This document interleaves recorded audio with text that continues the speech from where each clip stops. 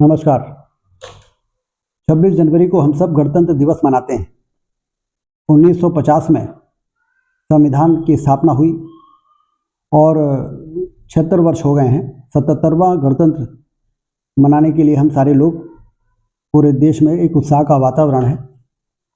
और इसलिए भी उत्साह का वातावरण है कि आज़ादी का जो उद्देश्य था और गणतंत्र की जो स्थापना थी, वो एक शक्तिशाली, समृद्धशाली भारत के निर्माण के सपने को पूरा करना था।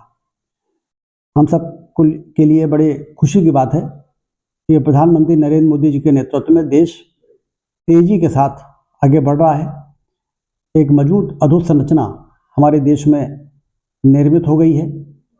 उसके कारण प्रति व्यक्ति आय भी बढ़ रही है और हमारी इकोनॉमी, अर्थव्यवस्था जो है, वो चौथी सबसे बड़ी अर्थव्यवस्था पूरे दुनिया में बन गई है। और एक सुशासन के माध्यम से देश लगातार आगे बढ़ रहा है।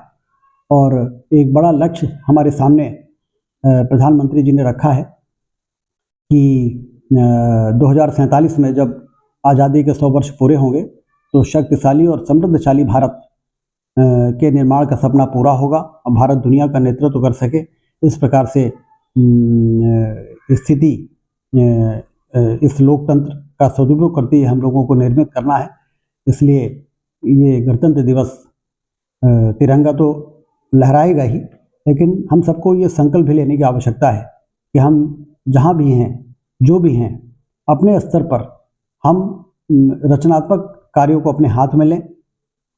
हम पर्यावरण के प्रति जागरूक हो, हम ऊर्जा बचत के प्रति जागरूक हो और स्वास्थ्य की दृष्टि से भी हम केमिकल फर्टिलाइजर की जगह प्राकृतिक खेती को अपनाने की कोशिश करें, जिससे कि हमारे ज़मीन का स्वास्थ्य भी ठीक रहे और उस ज़मीन से पैदा होने वाले अनाज से मनुष्य का स्वास्थ्य भी ठीक रह सके।